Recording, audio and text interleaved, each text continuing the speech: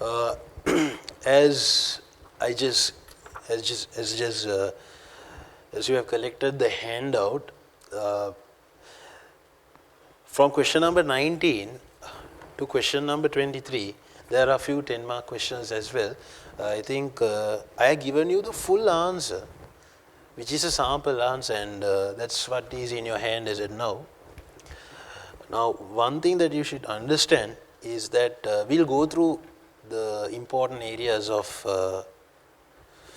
the sample answer writing and etc. etc. However, one thing which I would like to point out is that after sample answers, I said note.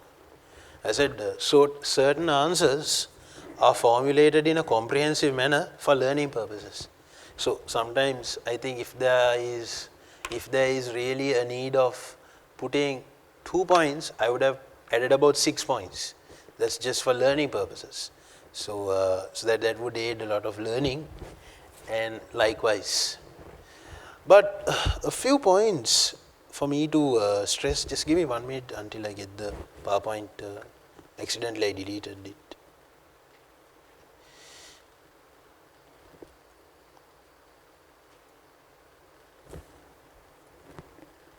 So today I would like to today we would like to discuss about this area, which is on leadership style. So that's my main focus.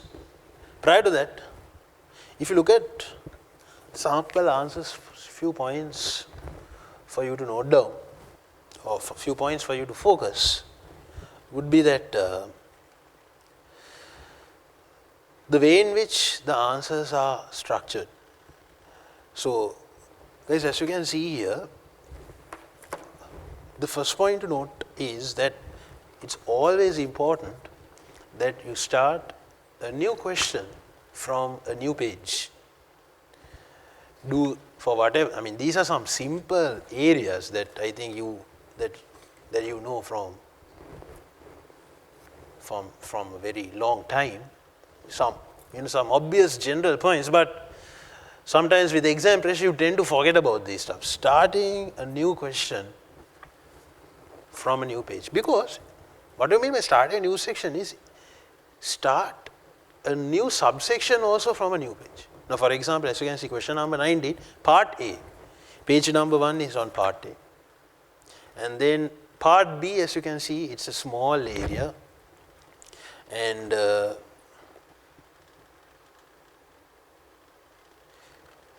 requirement C, as you can see, it's in page number 3. It's in a small font, that's why you see it's. But if you wrote it down in normal handwriting, I guess it would come for half a page.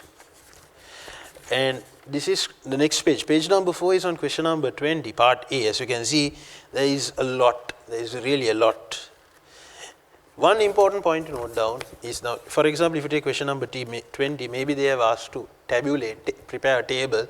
So that's what you see there. And then, as you can see, having a topic, now inbound logistics, and then I think this is on value chain. We discussed about value chain, that's why I thought I would give you a printed version, because we have discussed one question on that already. Now see, inbound logistics, and you got 2 paragraphs. Operations, 1 paragraph. And wherever, if you turn to the next page number 5, wherever there is a breakdown, there is a clear white space. So what you can do, what a cue for you is to leave one entire line. Just leave one entire line so that there is clarity. That is, although sometimes you might take it as a very cynical point, right? Although you might take it as a very, it might be not any, maybe as you know, well, you earn marks for what you write. But whatever that you write, you should write it properly so that it would impress the marker. If by chance, if your handwriting is not that clear, the answer solution for that would be to write it a bit bigger. So if your handwriting is not that clear, which I saw in the previous cases, certain students came and said, I don't know, one reason for me to get low marks would be my handwriting also. What should I do? I guess it's very difficult for you to change the handwriting because that is how you have been used to. But one quick solution for that would be, why don't you write it a bit bigger? So that would help the cause.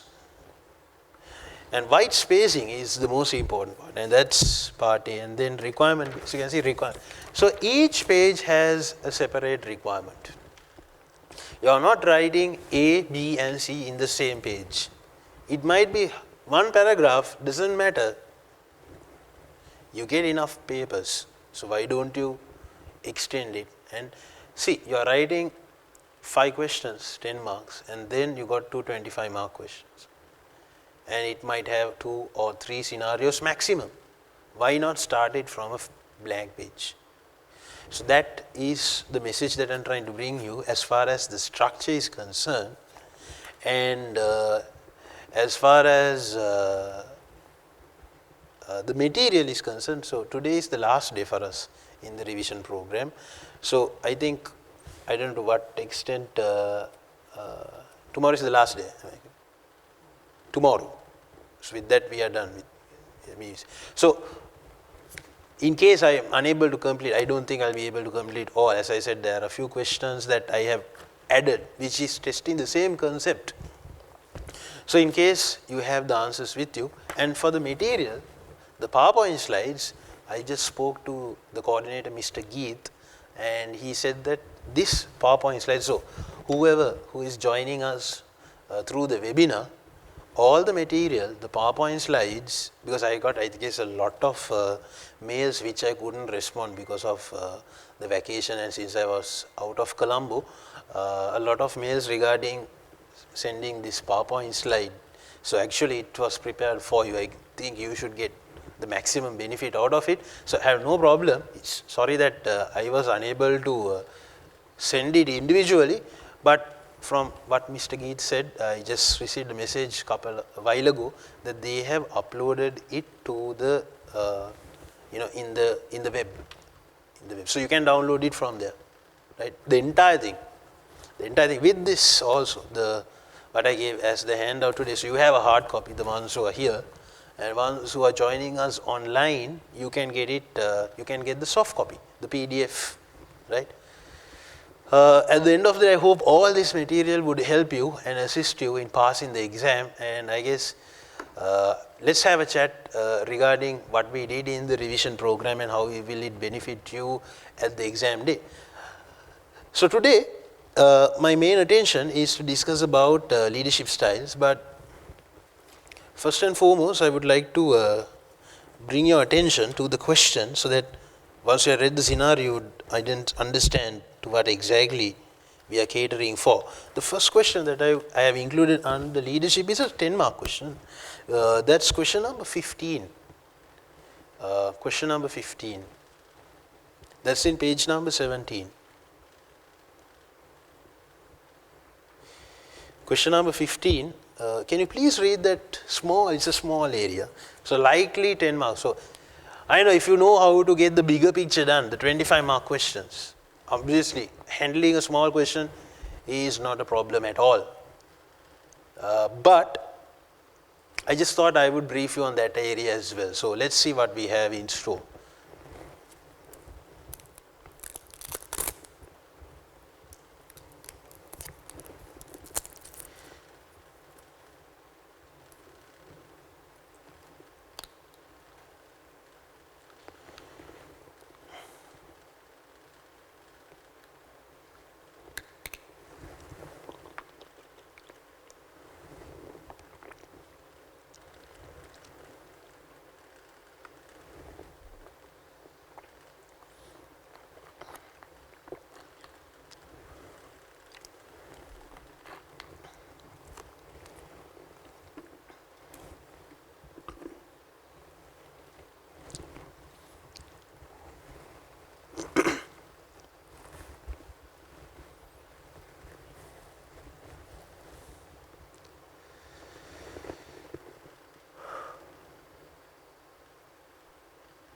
Explain to TR with reference to the theory the different management/leadership styles he could adopt to help him to become more effective in his role. So management, leadership styles, that's the main focus is on leadership styles. So let's see what it is all about. Well, that's a huge area to begin with, leadership is a huge area. I mean, there are separate modules only on leadership if you do an academic program. So it's the most important areas that has been included in your study text. So we'll go through a few styles that would benefit you. Just to begin with, defining a leader, what a leader would do and what a leader does, and what do you mean by a leader. Think of a leader that you worked or observed. So obviously you will have plenty of experiences. Maybe your boss, maybe you were reporting to the CEO, or maybe the chairperson, whoever it is, or else whoever it is that you had to work with, you reported to, or a person that you looked up is you could picture. Then the next question to be asked is, what does this person do and what qualities does this person have that make you admire him or her as a leader? Why do you think the person is a leader? So if you take from a local context, the past president, Mr. Mahinda Rajapaksa, the current president, Mr. Maithripala Sirisena, and wherever you work, your boss, the cricket captain, Mr. Angelo Matthews, and now it's given to another person. If you take the person who won the gentleman who won the Cricket World Cup for us in 1996, Mr. Anurajuna Ranatunga was considered as a leader. 1992 Cricket World Cup winner, I forget his name, Imran Khan, for Pakistan, right? They are being classified as world-class leaders. On an international basis, the founder of the Virgin Group, Mr. Richard Branson, is known as a business tycoon, Mr. Richard Branson. A person who has written so many books on leadership, Mr. Robin Sharma. There's this gentleman called Mr. Robin Sharma. If you get a chance, please read some books of the book that I would recommend you to read. So many books of this gentleman. The book that I would recommend you to read, maybe after you pass your exam, after you finish your exams, because I know you're busy with all the work that you have to do. There's this book called The Monk Who Sold His Ferrari. The name of the book is The Monk Who Sold His Ferrari. That's the book. Fabulous book. Absolute fabulous book. And I guess he came up with another book recently. There's called The Leader Without a Title. The Leader Without, it has plenty of quotes and superb. Absolutely superb. His books is all about, identifying your inner self, and it's about motivation, blah, blah, blah. Now, so what kind of attributes? Let's take one person and see. Now, if you take a person such as the military commander that we had, Mr. Sarath Fonseca, it's a very hard, he has a very hard and fast, because obviously he was in the military. And attributes, what qualities? Those are the features, attributes.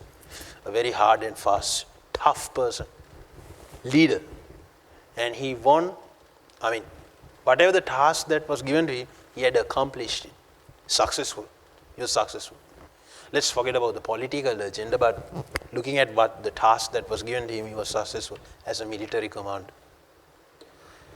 But let's see the theoretical aspects of that in a moment's time. But as far as the attributes are concerned, a very tough character. It was a very hard and fast role when you were working with him. At the same time, if you take leaders like religious leaders, like the Pope or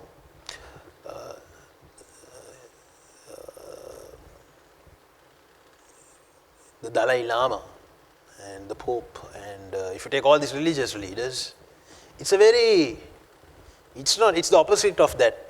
It's a very conservative, moderate type of approach in leading and steering your followers. So these are what we call as the qualities and the attributes. But let's look at the theoretical side of this. Leadership styles. We'll go through one by one. Autocratic, bureaucratic, democratic, cohesive, transactional leadership, transformational, and the last one is known as laissez-faire. You call this as laissez-faire. It's a French term. It's pronounced laissez-faire. That's how it's a French word, huh? Laissez-faire. All right.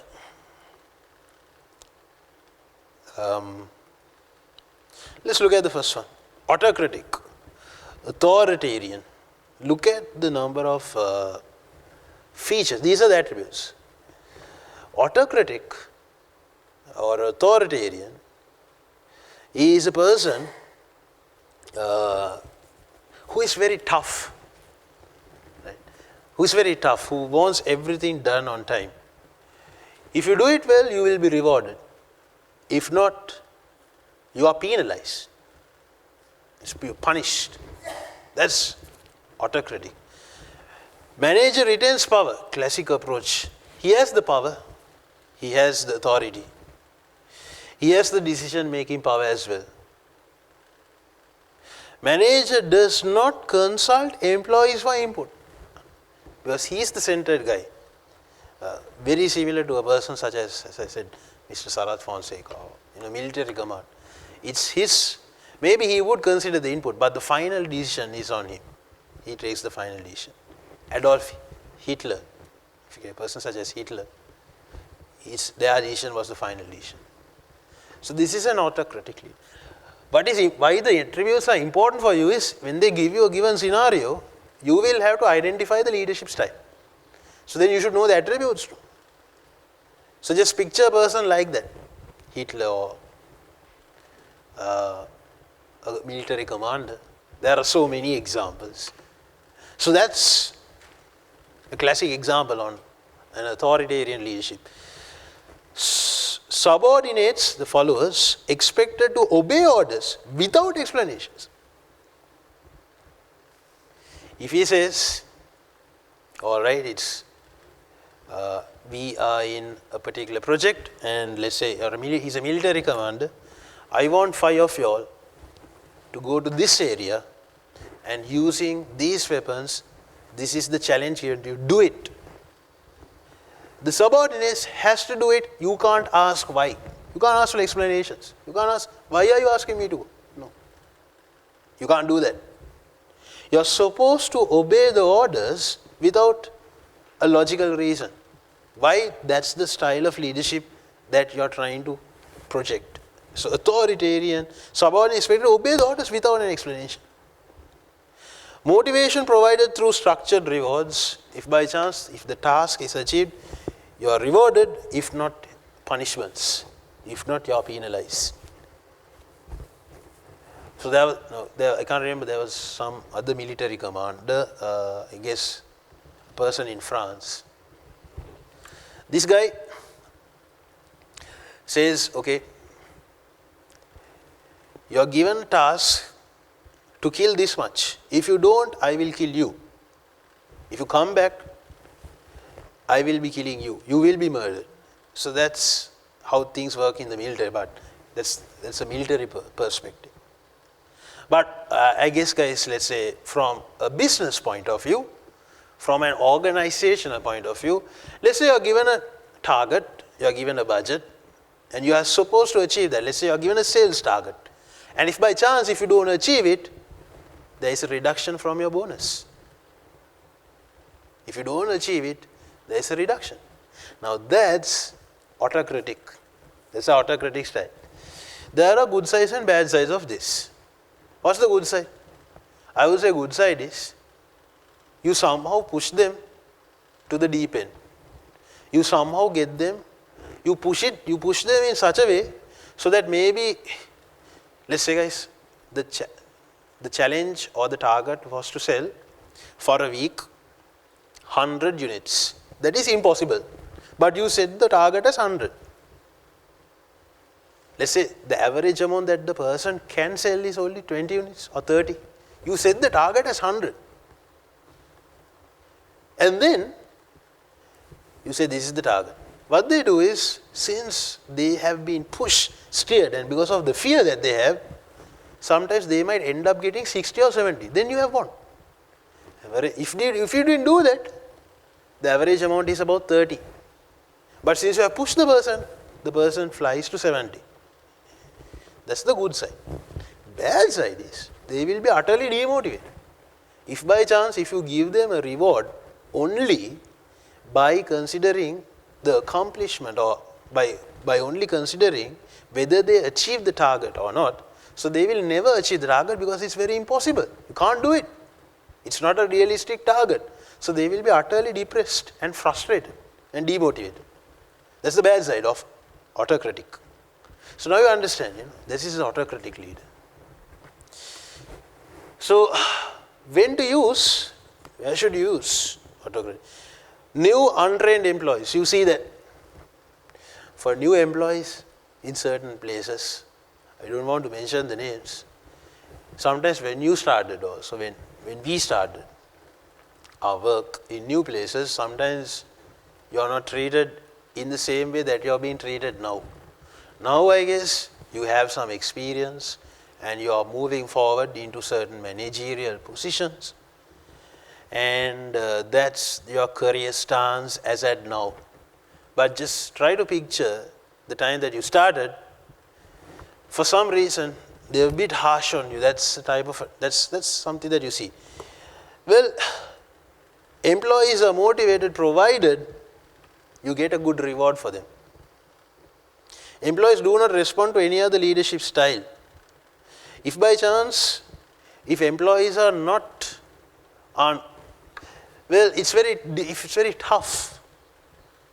It's very tough. Looking at the culture, if you try to be democratic, like listen to them, negotiate with them, and tell them this is how it should be done, you can't do it. They are not going to obey you. Then you have to do it by hook or by crook. So you have to do it somehow. That's where you use the autocracy. That's where you have to use it. If by chance, if you ask them like a gentleman and if things are not done, then this is the method. I find it very difficult and very unpleasant. If by chance, if we are in a team and if there is a deadline, and if someone is supposed to finish a particular area, you can't push the person, or you don't feel right. Right? Sometimes he is like 1 year, 2 years younger to you, or 1 year, 2 years elder to you. Right? Same, or vice versa. So it's very unpleasant. You can't push the person. It's a bit of a contradictory thing. If the systems are nicely done, then actually you don't need to do this. But if by chance, if there are people who are not willing to listen, then you have to get it by hook or by crook. So that's what we see. Now sometimes if you take the lower level employees, sometimes they are being managed by using these types of styles. I've seen that. High volume production needs. I'll tell you where this is used heavily. In the garment industry. Anyone who is working for a garment industry here. So if you take these garment supervisors, they are given a quota. So by hook or by crook, they have to somehow get that number of units produced. If not, they are being penalized by the immediate superior. So they are the ones who supervise the ladies who come. So it's a massive amount. Sometimes they are into the same thing, and they have the machine, and they are stitching and cutting, and that's this type of work that they do. So same thing that you have to do from morning until evening. So this guy has to see, and he has to monitor. So he starts pushing, sometimes scolding the people. Sometimes you have to use very unpleasant words. I've seen that, and I've heard about it as well. So that's high volume production is classic example is that. This is the basic example. Limited time for decision making. When you have very little time, you got to get it done by hook or by crook. Manager's power is challenged by an employee. Manager's power is challenged by an employee. Yes. If by chance people start questioning you, and if people start questioning your authority, then of course you will have to shout at them. That's autocratic at the end of the day. So who are autocratic leaders? I think I got a few pictures for you.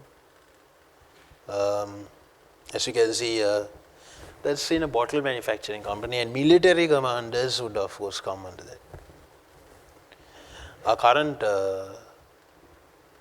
the Inspector General of Police, Mr. Pooja Jaswandar, looks also very rough and tough, isn't it? The way he speaks and all, it's a very commanding voice. I like to listen to him, not just because to say how he speaks. He has a very rough voice and all. But if you take a person such as Mr. Sarat Fonseca, not that rough, but he speaks in a very polite and courteous manner, but he's a very tough character.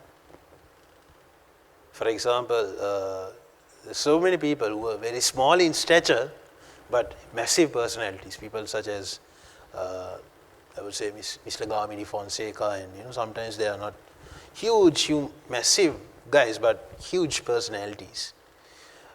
So autocratic leaders, that's one point which I would like to bring to your attention. Moving forward, the next style that's important for us is bureaucratic. Guys, bureaucracy is working according to the rule, on time. You call this red tape as well, on time. Leaders, where they check everything should be on time. By the managers by the book. Everything must be done according to the procedure and policy. That's very correct. Now guys, if you take all the government institutions in Sri Lanka, those are bureaucratic. Now I'll give you a good example. We wanted to do a public show. Actually, it was into magic and illusion. So we got 2 world-class magicians to Sri Lanka, international ones.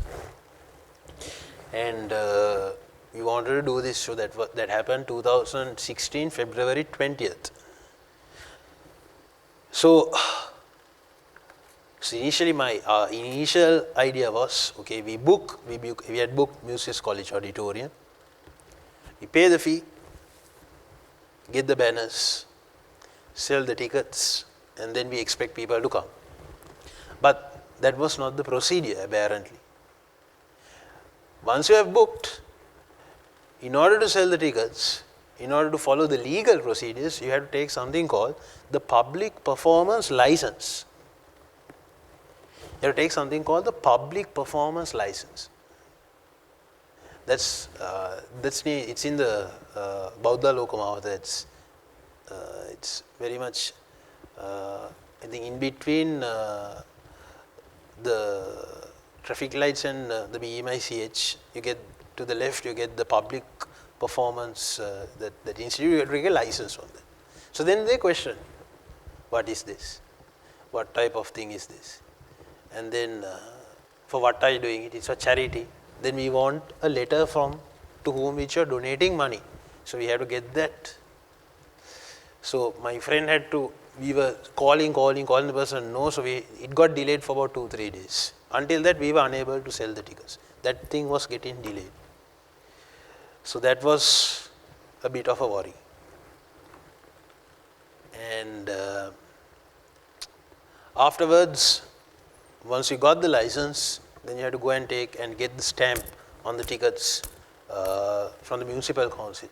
That takes a lot. They ask this document, that. So everything's policy and procedures. Good side is there is no room for error, because there is someone who will take the blame if something goes wrong, because it's according to a policy. No, down the line something goes wrong, someone has to take the blame. Okay, that's my fault. If there is no policy, no procedures, then everyone can shift the blame. This happened because of him, this happened because of him, that happened. So that doesn't happen here. If you are a bureaucratic leader, you follow the policies according to the rule. You do everything according to the policies and procedures. Bad side is sometimes it might be very time consuming. You might not be able to get something done quickly. So that's the bad side of being a bureaucratic leader. It's very time consuming. If it isn't covered by the book, the manager refers to the next level above him or her. Now, as you can see there, if you take majority of the government institutions, you see people walking around because they say, I don't know, I don't handle that person. When you go there, that person says, I don't handle that, you go to that. So you are walking around like in a merry-go-round, in a circle. That's something that we see. It's very difficult to get things done quickly. Now, let's say if you take in a bank, right, a private bank. Sometimes the public banks are also okay. Now, for example, if you want to withdraw money, you need to have the passbook with you. If you don't have, you can show your national ID, and it's a bit flexible. But is that the case for any other government institution? No. It's very difficult. It's very tough. Certain institutions are okay, certain institutions are a bit tough. Why? Because it's according to the policy procedure. You have to follow it. Now, for example, if you are met in an accident, you are driving and there's an accident. And let's say the person let's say you are knocked from behind. And the guy who knocks, he has no problem. It's a huge damage for you. He drives and goes. And for you to claim, when the insurance guy comes, for you to claim, there is no guy who had hit you from behind. Then you have to go take a police statement. You call it a police statement, right? What do you call it? Am I correct? I'm using the correct word. What do you call that? It's a police statement. Saying that there is a person, okay. Now, once you go to the police, I can remember that something similar that happened to me, and the guy is asking me, can you bring the guy who's knocked you? I said that he went, and I want to claim this, that's why I want a police statement. Saying that there was an accident so that I can claim it from the insurance. And then I can remember waiting for a long time there, because the book, there's just one book. I don't know whether you noticed that there is one book. What they do is they write it. They write it by listening to you. So you were driving, you were in the second lane, they write it physically. What you can do is you can have a Word document and have some blanks, type it, and then you get the printout. It's very quick, right? No, that's not the policy. Procedure is you have to write it. Now you have to wait there until the book comes, you have to wait. So it's very time consuming. No? Can't help. So that's something that you see. A police officer more than a leader. So, more than a leader, if you're a bureaucratic leader, you're like a police officer. Has he done this? Has he done this? Checking. Now, if you take in schools also, you see this type of things. In schools, the principal or the vice principal, they check the teacher according to a very bureaucratic, whether they have completed the register, the record book, all this stuff. But if you take in higher education, it's a bit flexible. No? In the institutes also, it's very, very flexible. So that's a bureaucratic approach. Next question is, when to use a bureaucratic approach? When you're performing routine tasks. Now, for example, guys, now no wonder you ask for a police statement, and let's say when you lose something, you lost your wallet, you have lost your identity card, then you have to get routine. People, there are thousands and thousands of people who face this particular incident. If you met in an accident, you need that. If it's routine, a lot of people, for a day, how many accidents are there in Sri Lanka? Routine tasks. This is the meaning of routine tasks. Every day it's happening. It's happening every day. Needs for standards and procedures. If there is no proper standard, no proper procedure, then you need to have a bureaucratic approach. Now let's say, guys, for example, let's say there was an incident for the revision program. There was an ex-lecturer, I'm just giving you an example, it didn't happen. Let's say there's an ex-lecturer, he gets absent. There are let's say 13 lectures, out of that he comes on one day, doesn't come on it, comes on one day. So then the institute can come up with a procedure. You're only allowed to take one day off. If not, this is the ramification. Okay? If not, we have to go for something like this. And there is a penalizing procedure, something like that. So then if by chance, if there is a problem, and if you want a solution, then you can come up with a bureaucratic approach. Use of dangerous and delicate equipment. If by chance, if there are very harmful procedures happening. Safety or security training being conducted, that's very correct. That's why you have. Now, I'll give you a good example. In Toyota Sri Lanka, I mean, if you take Toyota across the world, generally, a person cannot use a ladder and climb above 10 feet. I can't remember exactly, this 10 feet or 15 feet. Say 10 feet, at least there should be 2 people next to him, either side. It is a daunting issue, or it's a very critical matter if a person has a ladder which is above 10 feet and climbs alone. Because they are so concerned about safety and security. So then, if by chance, if there are very severe safety and security standards that are needed, then you can use a bureaucracy. No, you cannot do this. If you do this, this is what is going to happen. No? Then you come up with a bureaucratic. That's why you have to chip in bureaucracy. That's why it's needed. Tasks that requires handling cash. Guys, recently I can remember some time back, I guess this was about 2.5 years back, a friend of mine who was working for a very reputed audit company in Sri Lanka. He said a very reputed company in Sri Lanka, the assistant accountant had gone for a cash fraud of, I can't exactly remember, it was some 35 million. I don't know exactly the figure. 35 million, he has gone during a particular period. I mean, if you look at, there are a number of frauds. Let's say he had prepared the bank statement.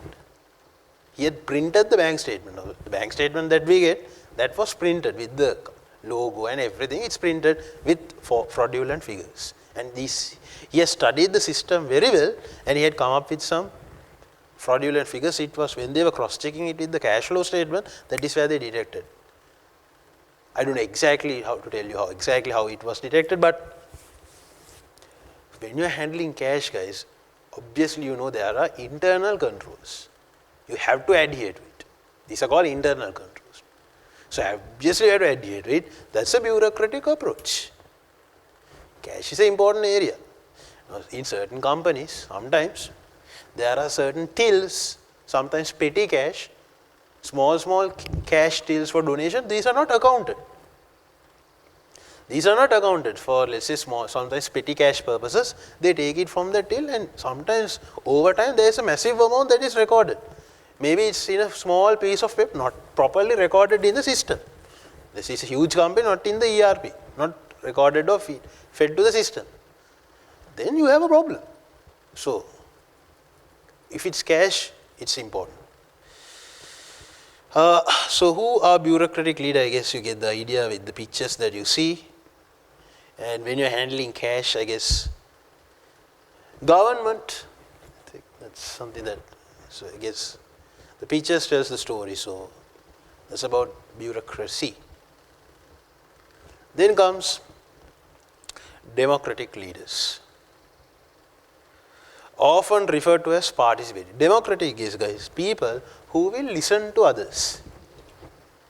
Participatory is listening to others. They listen. Before they tell you, what do you think? What do you think? Now we are trying to come up with a target like this. What do you think? Can you achieve it? Do you think you can achieve it? Is it too tough? Right? Okay. Then if by chance, if you are telling me that it's a tough call, we'll try to reduce it and make it a bit attainable. That's democratic. Listening to others. Keeps employees informed. They are updated. They know what's happening. Good side is everyone is happy to work there. No problem.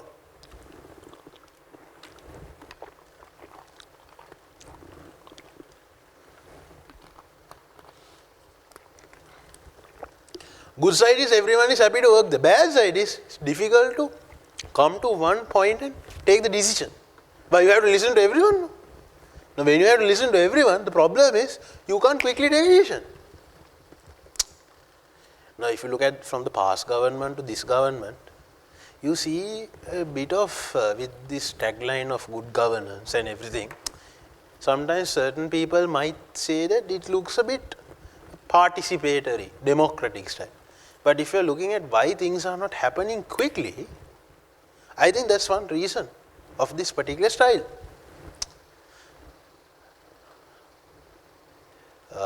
I would say the past government, not the present government. The present government is what I just said.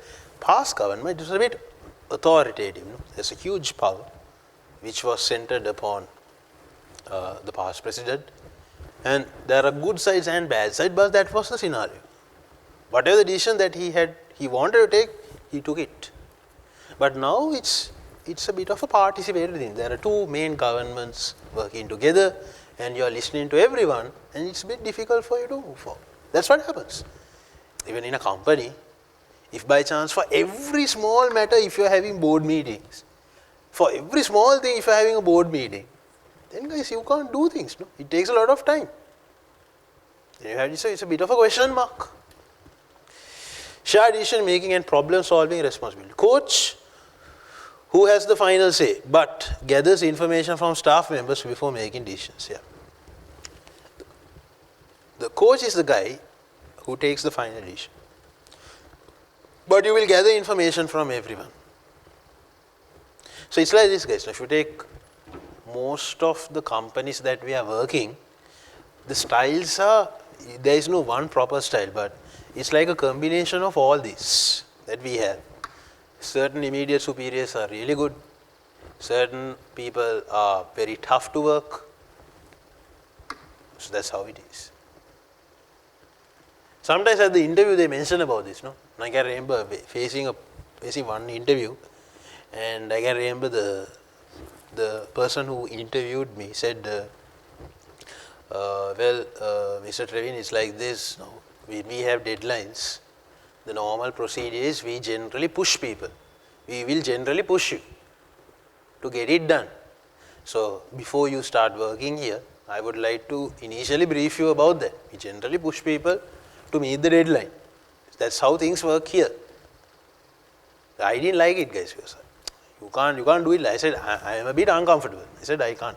I don't like pushing. I generally do my work, but if things are done correctly, I think there is no need for it, and I feel very uncomfortable. So there can be human reasons where you cannot meet a deadline. You are sick. It's an important matter, it's a family event or something like that. So then I guess it should be flexible. So this guy was saying, no, sorry, it's very it's a bit tough here. So I said, it's not I'm not comfortable. And can I remember the person saying, thanks. It's good that you told me beforehand. It's good to know. So it was a business discussion that we had. So this is the type of leadership that we see under the democratic approach. Now, moving forward, some other important features helps employees to evaluate their own performance. Yes. You give the chance for the employee to see where you stand. Now, for example, guys, if you take majority of the places where we lecture, it's a very democratic, I would say. The places where we lecture is very democratic, very flexible. It's very flexible. Sometimes, if it's about the marketing, sometimes if it's about bringing the standards up, they always consult the resource person, the lecturer or the facilitator or whoever it is. Very democratic. And if there's a human reason, you can always say this is a valid reason. So you're granted. It's not a hard and fast risk. That luxury is there. So and the other point is the institute likes for the particular resource person, the facilitator or the lecturer to upgrade and to perform well. That's how the institute would benefit. So all the resources are being given. Study texts to online blogs to whatever the material, and then taking a feedback from the students and telling this is how they evaluated you. Everything is given. So that's something that I see in this profession. Allows employees to establish goals. What do you want to be? How do you see yourself in 5 years' time? So that's where you listen to them. Encourages employees to grow on the job and be promoted. That's very important. Listening to them and promoting them. Because guys, at the end of the day, if you take a lot of employees, they are here for so many other reasons. If you take a person who is working in an X company, that person might be working because he likes to be in that company. Because he is part of a reputed company. That is his wish. He is there for that. So if by chance, if you had a chat with him, you realize that.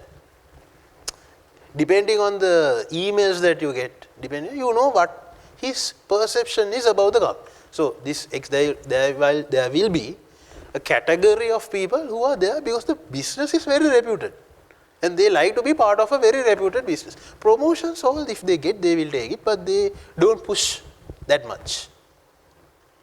But if you see a person who comes for this promotion interviews, sending mails, saying that I like to be, blah, blah, blah, then that's a person who wants to move forward the ladder. He wants to climb up the ladder. Then you have to pick that person. And then understand his requirement. If not, what will happen is, if by chance, if he is not happy, he is going to leave. Whenever he sees a better opportunity outside, he is going to leave. He or she will leave. Because he has been there for some time, things are not working, so they leave. So you have to retain good employees at the same time by looking what they want. So that's what I say. Help. If you are a democratic leader, you will be doing that, listening to them, participate. Then you get to know what their requirement is.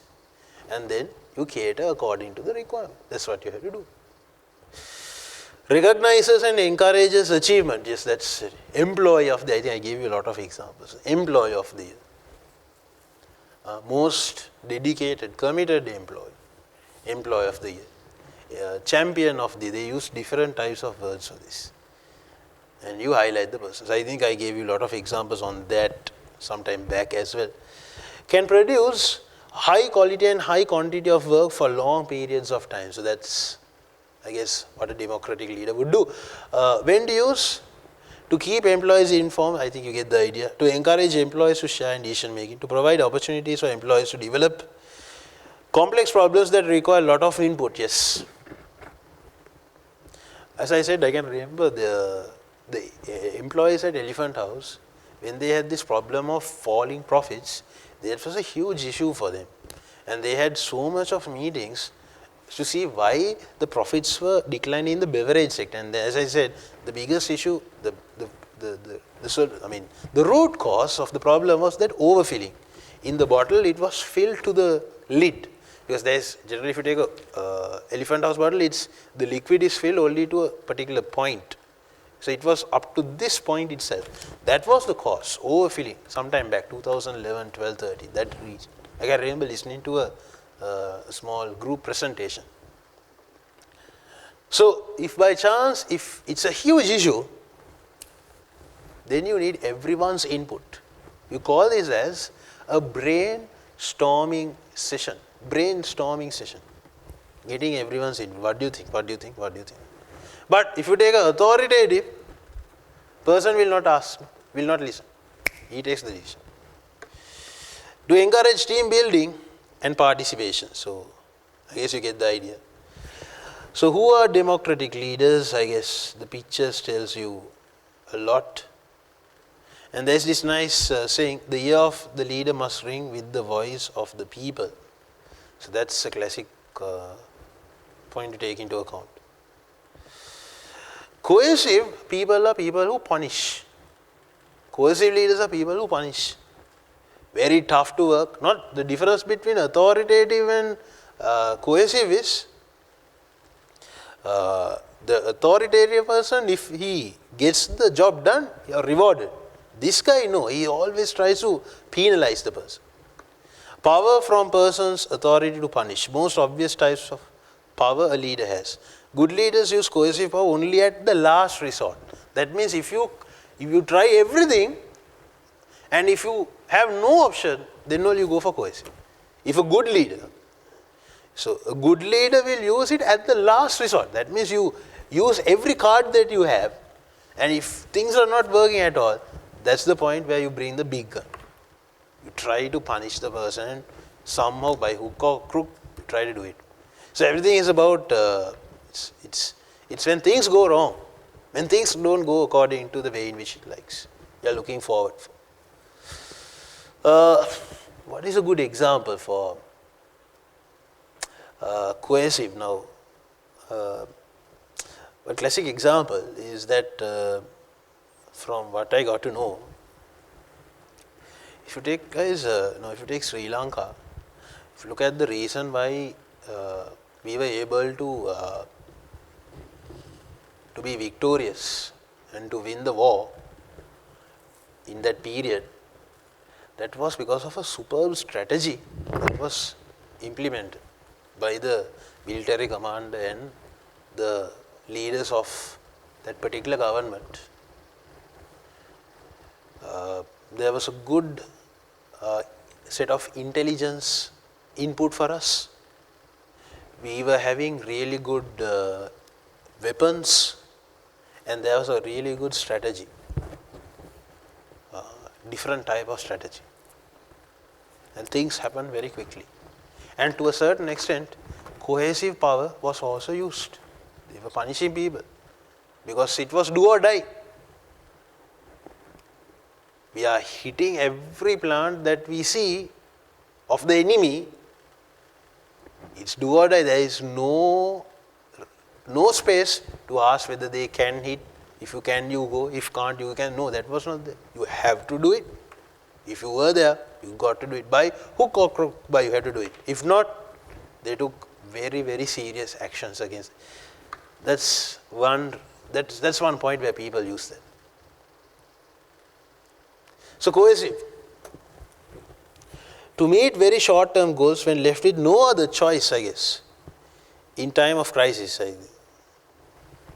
Mr. Trump, this was, actually I prepared this some time back, not when he was elected as the president, because he had this program called, there's a nice program that Mr. Trump was in, and his most popular phrase was, "You're fired."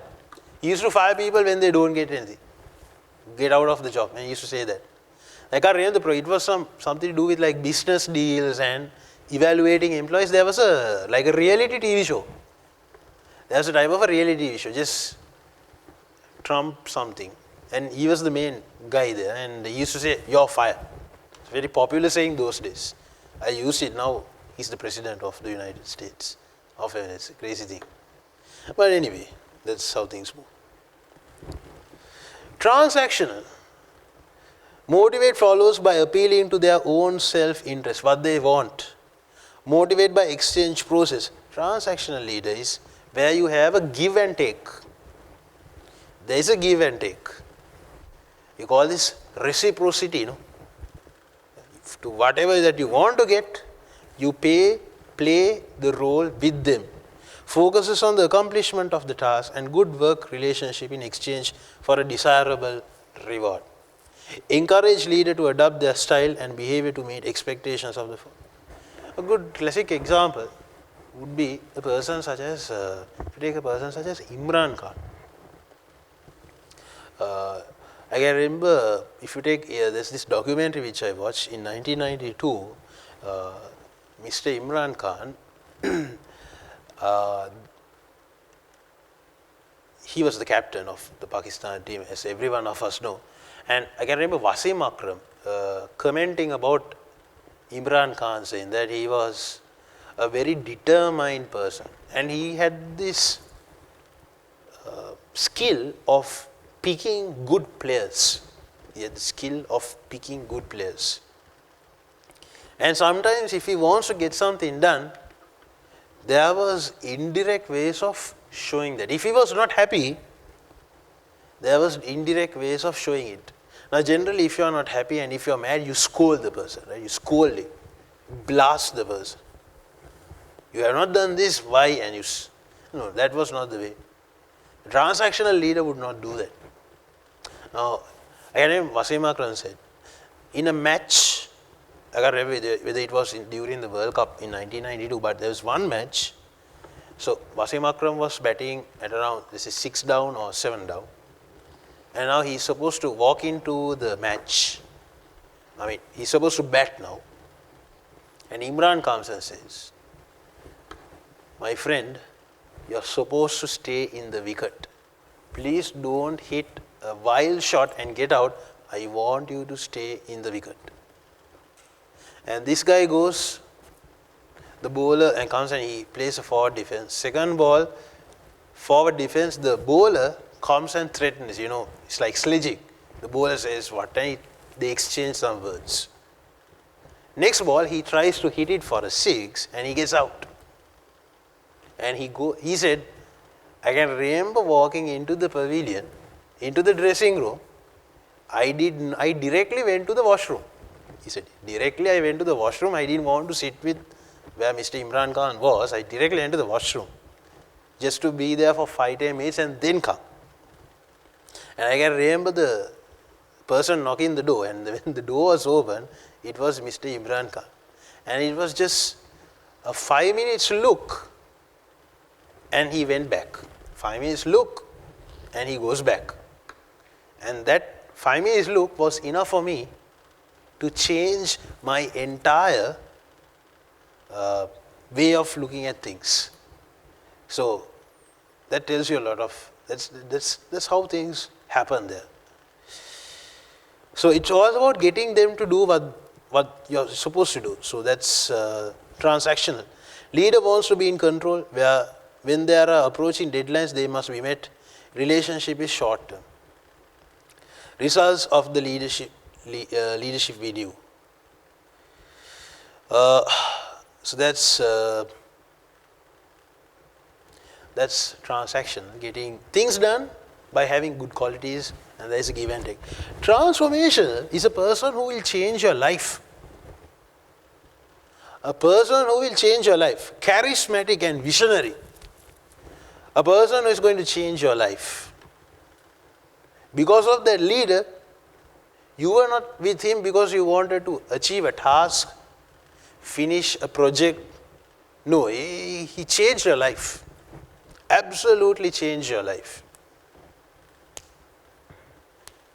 So that is transformational leadership. And I'll give you a good example. Recently there was this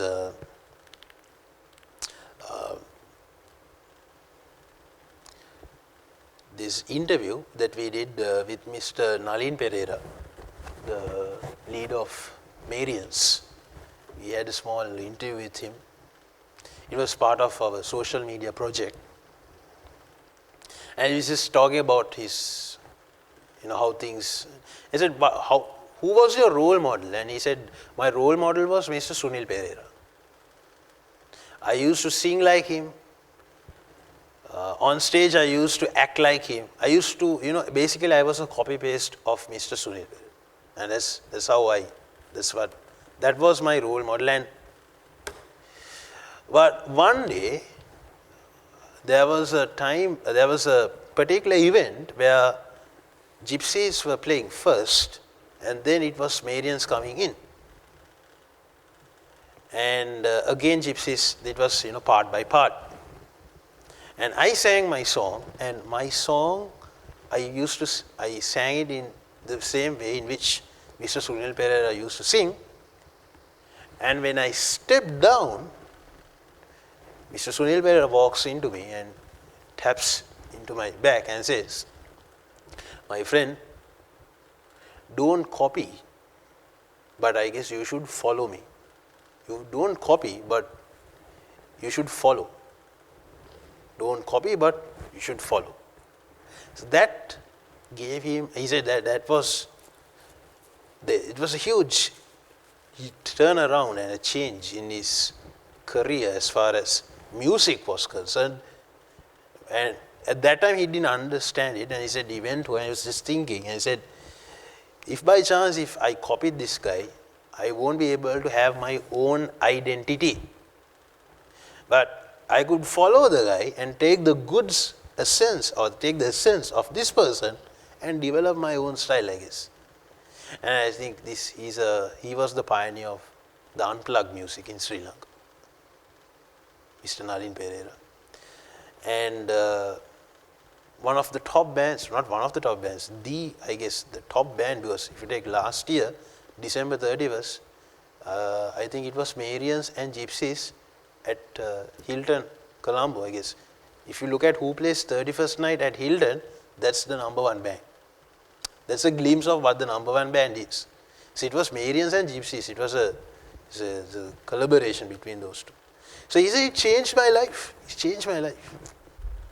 Now, if there is a person that you follow and see, and if you were working with them, and that person changed your life, that's transformational. Transactional is only for that time. Give and take, listen, and it's a give and take. Both benefit. No, transformational is a difference. You see, charismatic and visionary. Charismatic and visionary. It's changed your life. You saw the person and you were working with them, it changed your entire life. Inspire followers to transcend their self-interest for the organization. So you inspire them. They are so happy to be with you. They love to be with you. It's not just because of the company, it's because of this person. So I guess if you take majority of the religious leaders, I would say transformational. People follow them. It's a huge thing for them.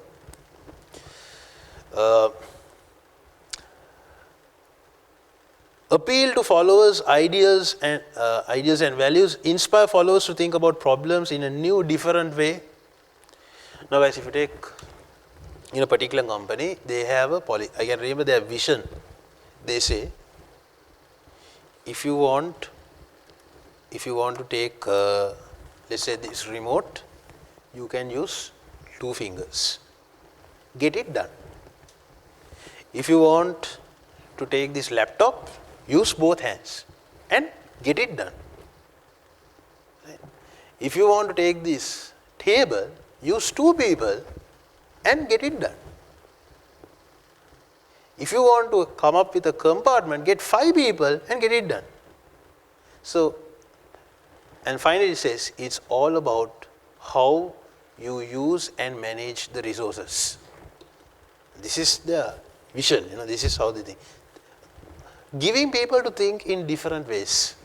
That's part of transformational leadership. Common strategies used to influence followers include vision and frames. I guess you get the idea. Instills feelings of confidence, admiration, and commitment. That's another good example for transformational leadership, changing a person's life. Guys, if you take people such as Robin Sharma, Richard Branson, there are so many people who go for these seminars and lectures of Mr. Richard Branson. And they are so touched, and the people who are working for him are so touched by this person. It's a huge thing. It's a massive thing for them. And it was very nice. It was very nice. If you go, there's this, at University of Colombo, there is this lecturer by the name of Dr. Samandasanayaka. I was privileged to be in his lecture, and superb, absolutely superb lecture. I've never seen a person so much passionate, committed, and loved what he did. And for me personally, I think it's absolutely changed the way that I saw about things and certain things. Very passionate person. although I was not there for due to so many other reasons, but this person, I was privileged to be in one of few of his lectures. Absolutely marvelous. So I guess in your workplaces and let's say in your childhood or wherever you worked, there would have been people like that. That's transformational. I think you get the idea. So stimulates followers intellectually, arousing them to develop new ways to think. Uses contingent rewards positively, reinforce desirable performance, flexible and innovative. So I guess you get the idea there. So this is a comment by President John Adams about George Washington. He possessed the gift of silence. And I can remember there is this nice saying which was told to me by this lecturer, Mr. Dasanayaka. This is nice lecture. He used to say, eloquence is silver and silence is gold. So eloquence is being expressive. That's silver. But silence is gold, you know. So I can remember telling that. Marvelous. Guys, laissez-faire is a person. Laissez-faire is a person who doesn't intervene. You all do the job, I'll be in the side and let me know what's happening. That is laissez-faire. Also known as hands-off style. That is hands-off. Person. Laissez-faire is not intervening. He doesn't come into action. He's just there for the namesake. He's just there as a nominal person. Just for the sake of having that position, he is there. Laissez-faire. He doesn't take. He'll tell everyone, you all do, and he's there at the side. So hands-off style. Little or no direction.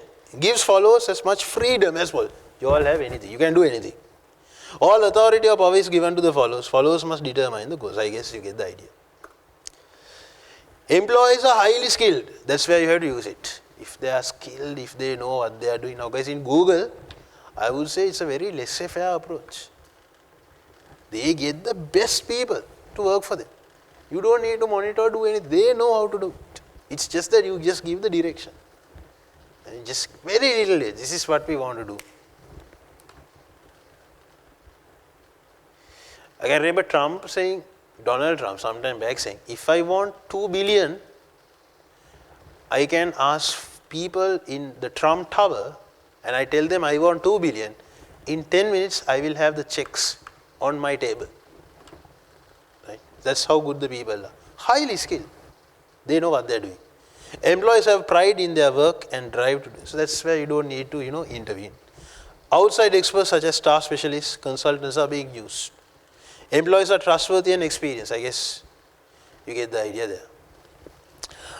Guys, there are a few theories in which there is another question. So we'll discuss about this. Theory X and Theory Y.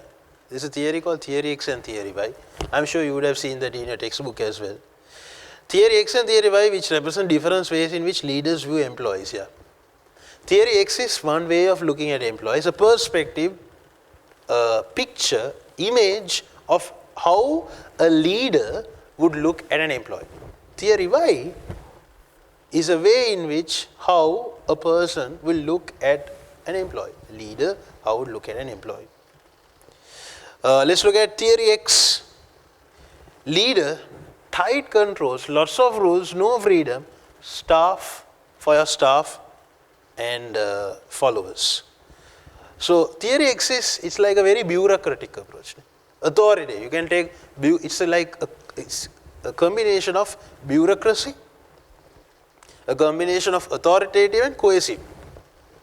So tight controls, lots of rules. So that's how the leader looks at the subordinates, the followers. Why? It's the opposite.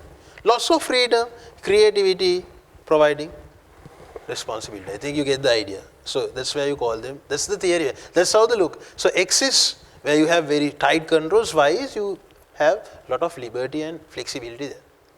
That's X and Y, which is also used. Now when you are commenting, you have to use these terms also. If by chance, if they generally say leadership styles, this is a style. Those are also styles. This is one theory which is very popular. The Hersey-Blanchard situational leadership. That is based on, as you can see, this is the diagram. Supportive behavior. So vertical axis is supportive. So you have high and low. Then on the horizontal axis is directive behavior, where you direct the person. So low and high. Now if you take the yellow color box is high support, low directive behavior. So you call it as supporting. If you take the orange color one, which is to your right, high supportive behavior, high directive behavior. High directive and high support. You call it the same coaching. In the support and you are directing the coaching. So guys, what you have to do is it's like that stakeholder mapping that we did. Depending on the leader, sometimes you might get a question where you have to talk about the supportive behavior and directing them. Supportive name is giving the resources. That is support, like giving the resources.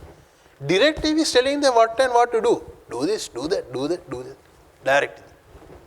The green color one, low supportive behavior, low directive behavior. You call this delegating. It's delegating work. Yes, you give the work, you do it the way you want. So, high directive behavior and low supportive, you call it as directing. So, that's because high directive and low support. Directive, low support, but do it. You don't give the resources or anything, but you have to get things done. So, well, these are the points that are most important. Just give me 1 second. There was another leadership style which was tested on question number 15, which I can remember including, but let me quickly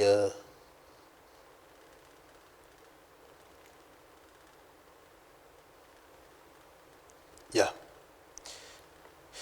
This part, this is another area which I would like to bring into your attention. The telling, selling, consulting and joining approach.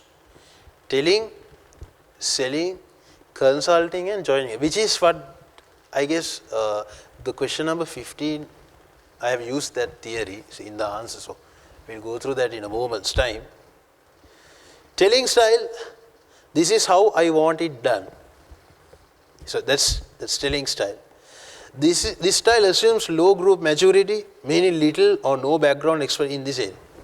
So guys, now this style or this model is how a leader would react, how a leader would work with their subordinates. This is a model.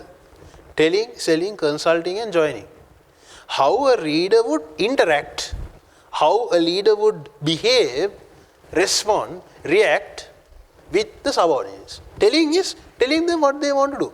So, telling everything. Do this, do that, deadline is this, blah, blah, blah. In what type of a circumstance will you do that? This style assumes low group maturity. They don't have experience. Meaning little or no background. Then you have to tell them what to do. If they were experts in the field, skilled people, will you tell them what to do? No. So, telling is that the telling term captures that scope. The group has never worked together, so it is an emergency situation, then you need telling. Leader style is high in task and low in social emotional communication. One way. It is often used by leaders who are not confident of their interpersonal skills and who do not see motivation as an issue. They do not want feedback. So there is little input. It's all about giving commands, telling what to do. So there are so many reasons where you get this done as well. Selling, here is how and why. Generally, guys, we say selling something. That's how you need to sell it. That in English term, we say you need to sell this to a person. Selling means try to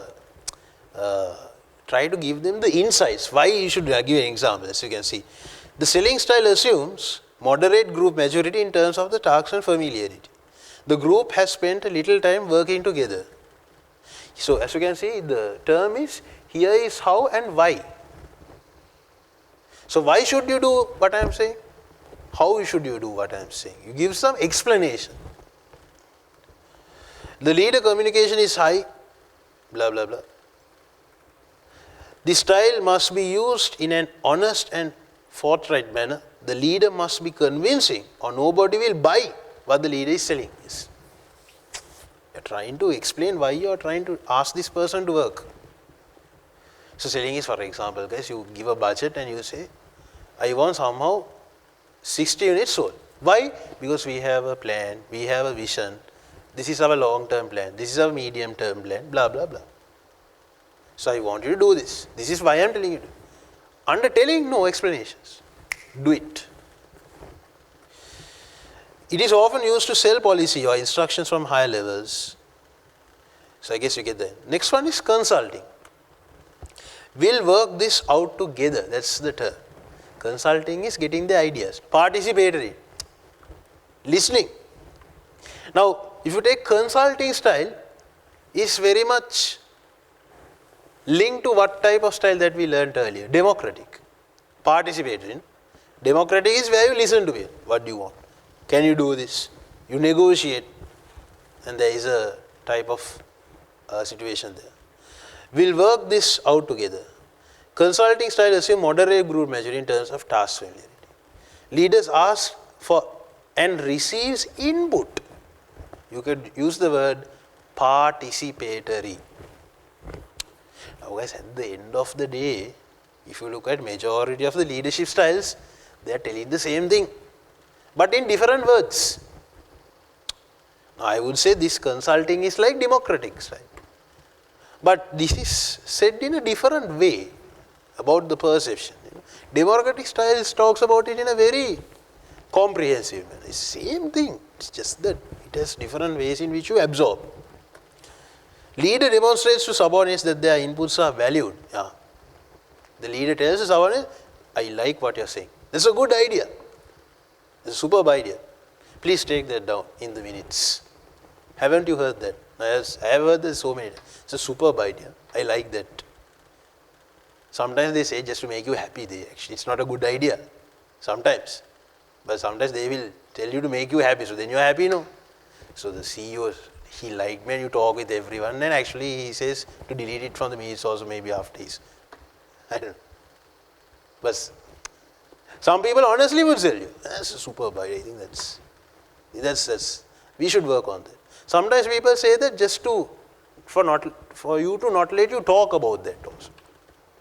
Now if you're talking too much about something, I think that's a good idea, we'll work on it. So what's about the next point? I've seen people doing that also. That's a good idea, so we'll take down this. So shall we go to the next point also? And they go, move forward. So many ways. Leader demonstrates subordinates their input. The leader's communication is low and I guess you get the idea there. The leader must have high levels of confidence in the group. So there are so many. The leader makes the ultimate decision on how the task is handled. That's how things are. Joining style, up to group to handle it. Up to the group to handle it. What is this like? Laissez-faire. This is like laissez-faire. Right? Now, this is a different model. Telling, selling, consulting and joining is a different model. But as you can see, it's from the same styles that we have learned. Joining, up to the group to handle it. Joining style assumes high group measure, experience. Why will you use laissez-faire when you think people are really good? That's not the only reason, but one reason. The group has extensive experience. I think you get that. The task is well defined. You know they know what to do. Decision boundaries are clear and time is available for good doing. Now, as if you take in Google, as I told you, they don't monitor, no. They don't have a thumbprint machine. You can come at any point, any day you want. I mean, you can come at any time you want and you can leave. What should be done is the work. If there is a deadline, you do it. How you do it, we don't care. We have a deadline, we have given you a job. Do this assignment by this date. We don't want to check whether you came on time, whether you went. No. It's not important. You do it in the way you want. That's how it's generally done for majority of the employees who are working there. The IT guys. The group has ultimate decision as to how it is handled. The leader communication is low and that's how things move there. So there you go guys, that's the question. Shall we quickly go through the question and look at the answer for this particular part. So let me go to the question. This is question number 15. Explain to TR. Now we have learned all the leadership style. Let's see how it is happening. This is not the only question. I don't know whether we'll have time to discuss another question, but I'll just tell you there is another question which was on leadership. That is question number 17. So after this we'll do 17 also. Question number 17 is also from leadership. So today, if you have time, since we will be discussing leadership tomorrow as well, if you have time, I would recommend you to read this. It is a huge question. It's a massive question. It's a huge 1.5 pages, one page and quarter, I would say. For you to go through that and mark the important points, so that once I discuss, you can cross-check. You can cross-check.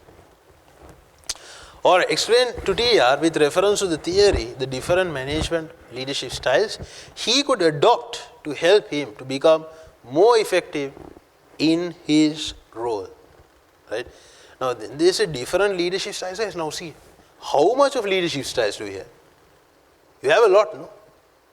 So, 10 marks, if you really look at it, maybe if you can comment about 4, or you take one leadership style and comment about maybe some subsections like selling, telling, consulting and join, there are 4. So then you can, in your mind you think, maybe they will allocate 2.55, that's how I get my 10 marks. Some way. But let's read this small, it's a small scenario, let's read it and see. Question number 15. This is just another reminder for the friends who are watching us through the webinar. Another reminder, the material for this PowerPoint presentation is currently uploaded to the website.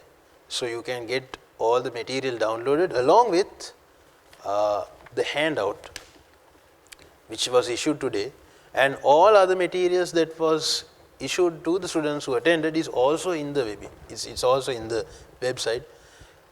So my apologies for not responding for each and every mail by attaching these PowerPoint slides, because I think I got a lot, like I think about 40 to 50, see there's huge amount of emails on that. So it was a bit difficult for me to send individually. But I guess since now it is available in the website, it's just a matter of time you get in there and pressing the download button and getting all the material into your laptop or your PC or whatever it is. So that's a small message for the guys who are at the webinar and every one of you all who joined late. Question number 15, let's read that, guys. TR has recently been promoted to his first management position. In the past, he very much enjoyed working as part of a team, but is having some difficulty in adapting to his new role as a leader of a team. He is promoted. Now he was happy working as a team member. Right? Now he is promoted as a leader. Right? Guys, I have seen that. People who really don't want to climb up the ladder, the company by force, they put them, thinking that the fellow will work for us well. Now he is happy where he is. At the same time, there are people who are looking to move up the ladder, and they have the skill also. Some people, they are looking to move up the ladder, but they don't have the skill and the competence. Then the company has to filter that. But company can easily filter the one who likes to go up and who has the determination and the competence and the skill. That's the person you have to know. If there is a guy who is happy and he is happy being part-time person, why should you promote the person? Nothing against him, but he will not like it. No, see, this is what actually happens when you do that.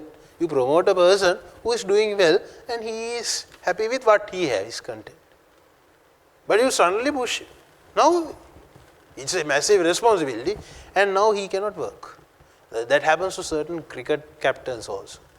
Suddenly a person who is performing well, you put him as the captain. He doesn't want to do that. But you think the company will benefit or the team will benefit. So then you will be very careful. So he is having problems or something like that. In recent appraisal, he has acknowledged that his style of management is not effective in all instances. In particular, he feels that he has not been very flexible in dealing with some of the issues that he has faced. He has identified that he would benefit from leadership training to help him better understand the alternative styles of management that he could adopt to help him develop to become more effective in his role, right? Actually speaking, if you are to talk about different leadership styles, it is very limited content that you can apply from this case. Now guys, you can remember from the big questions that we did, there's a huge scenario, Whatever that we wrote as an answer, we had something to relate. As it was there in the case, I am writing this. It was there in the case, in the scenario it says like this, and you write. There's always something that you had to relate, that you could comprehend, that you could pick, filter, select from the scenario. This of course you can't. This of course you can't. Why? Because what can you pick for this? So, if I just tell you what's happening here, in the case they say, there was a guy, he was promoted, he was happy where he was, he is promoted now, and he can't handle the new job. Why? Because he thinks he has problems with his management style. So, what is the problem? We don't know. If they had given some information about the problem, we could say he is using an approach like this, blah, blah, blah. And if they gave some issues that he had faced and the company's vision and what they want. But now guys, you are writing something totally in general. But I would like to give you some hints and input as to how you can be, how well you could narrate as well as structure your answer. So you can come up with a small introduction. Number of researchers have contributed to theories which have been developed to help explain the different leadership styles. The managers can adopt one such theory which could help TR in understanding the alternative style. It could use the Tannenbaum and Smith's continuum leadership behavior. The continuum leadership, I forgot to mention about the continuous leadership behavior. There are two approaches under the continuous leadership behavior, which is boss-centered and employee-centered. So, the boss-centered to employee-centered, let me just quickly write that. So, Tannenbaum and Smith.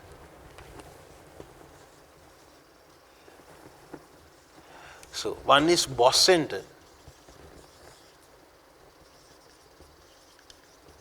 Another one is employee-centered.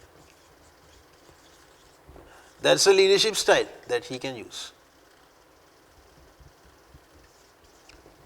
Boss-centered and employee-centered. That's one leadership style that you can use. And I said,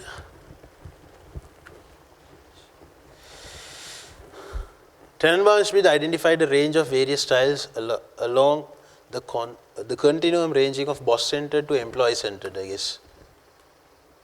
Boss-centered tends to be associated with an authoritarian approach.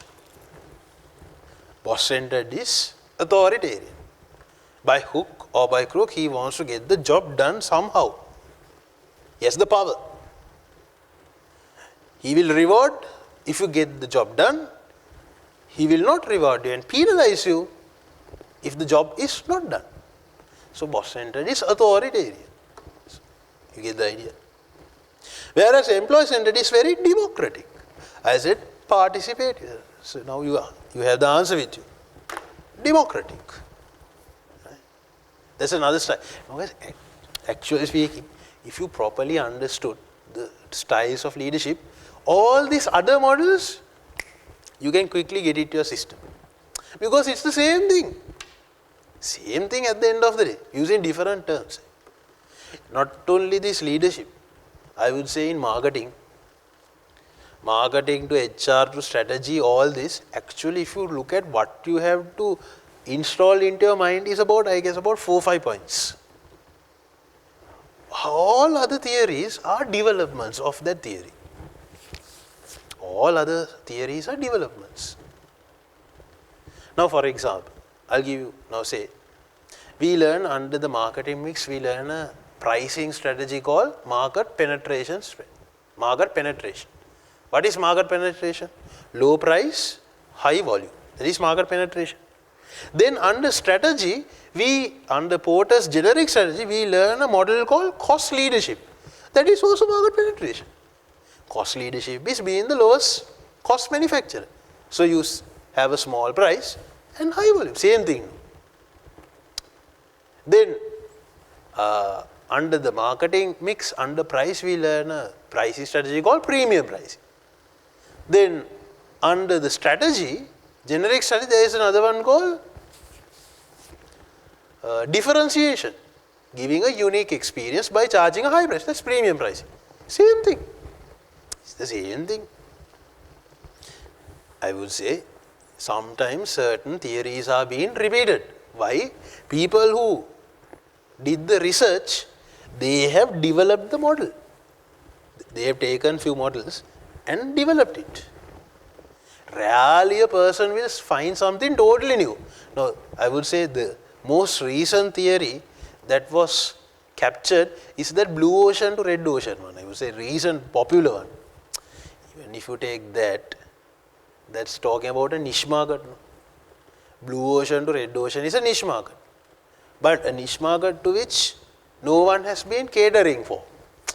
So what I'm trying to say is, guys, if you really look at it, although you have a big book, actual material, if you properly understood it, you have very little material to digest. And after that, I guess you can get the hang of it. And then I come with this: tell, sells, consults, and joins. This theory identifies 4 different styles, but that can be used by the manager. I am explaining each point there. Let's start with the first one. Tell is where TR. No, I am using the name of the person. Who is TR? TR has recently been promoted. Yes, the person. Using the name of the person, actually speaking, you can't use any of the information here in your answer. Why? Because it's a very, very basic case that they have given. But one important point to note, even when you are writing a short question like this, is that to make it a point, so that you will always use the name or the brand or the product that they mention in that case. So here I am using the word TR. Rather than saying like this, tells is leadership theory and blah blah blah. Then I am talking about the product, because in the question they say explain to TR. I have to explain it to the person. So I am using the name of the person, TR. For everything you can use that. Even in the 25-mark question, I told you to do like that. This tells the subordinates what to do. The advantage of this style is that decisions can be made comparatively quickly. The downside is that the staff may resent simply being told of the decisions by TR, and this could result in getting compliance rather than commitment from his staff. Yes, telling them what to do. We assume that they are not experienced. We assume that they are not matured, and this is why we do use the telling style. Sells is where TR would make the decision, but rather than just announcing or telling his staff, he would try to persuade them to accept it, explaining. I just discussed it. No? Selling is giving a reason why you should do it. Right? Now, I guess in your place, wherever you work, guys, there are certain people who would come and tell you, if you do like this, see, you can get a benefit like this. So many instances that I have come across.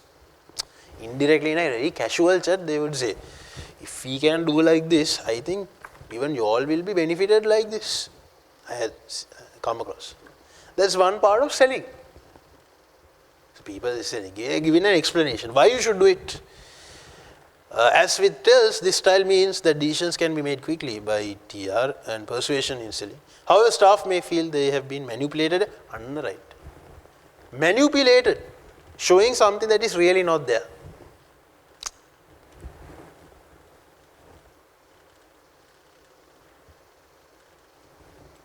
If if you look at in every interview that you face, actually what they're doing is selling their company to you.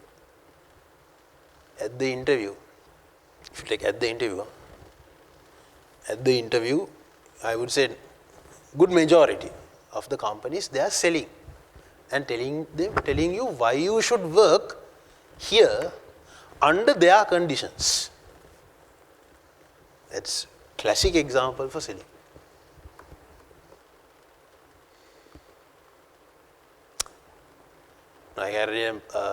Let's say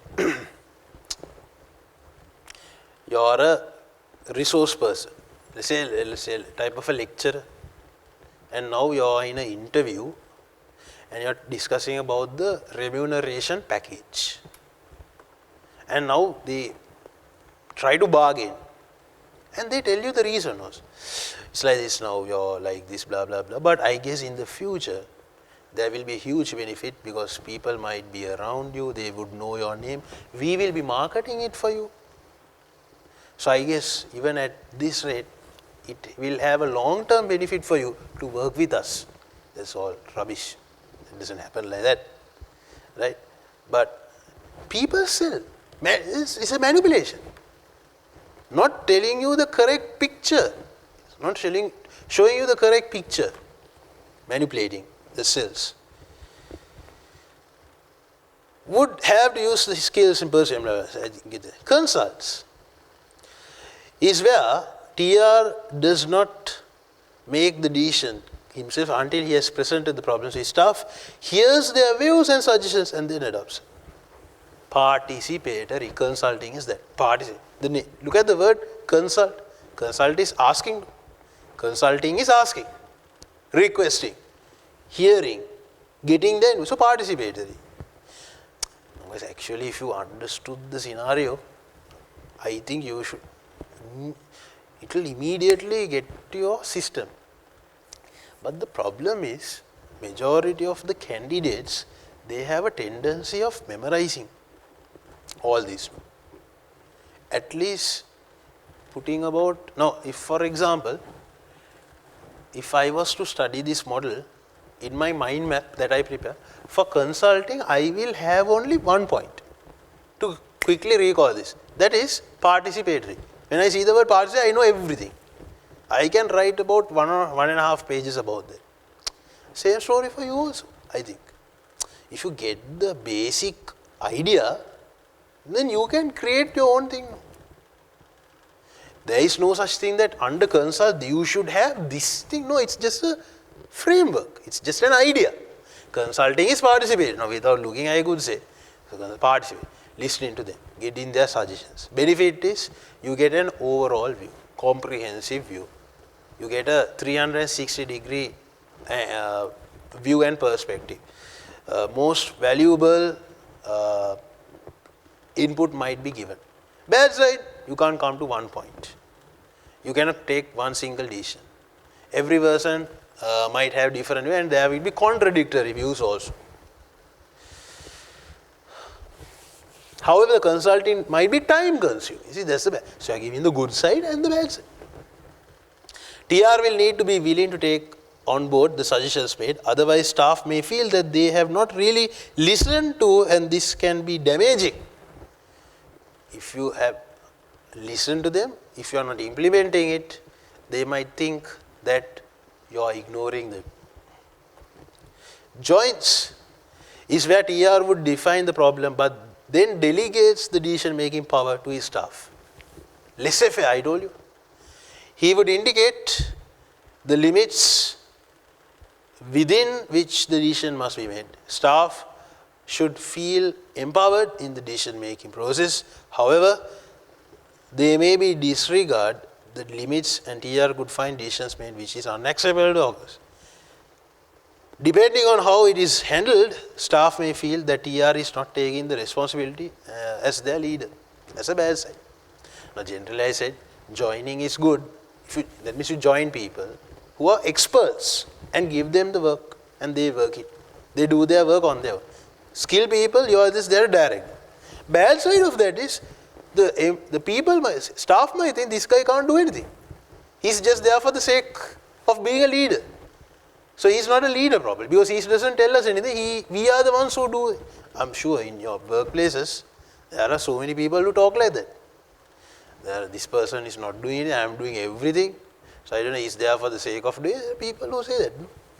Laissez-faire. No, that is good if by chance everyone is doing well. If they are experts, skilled people, then it's good.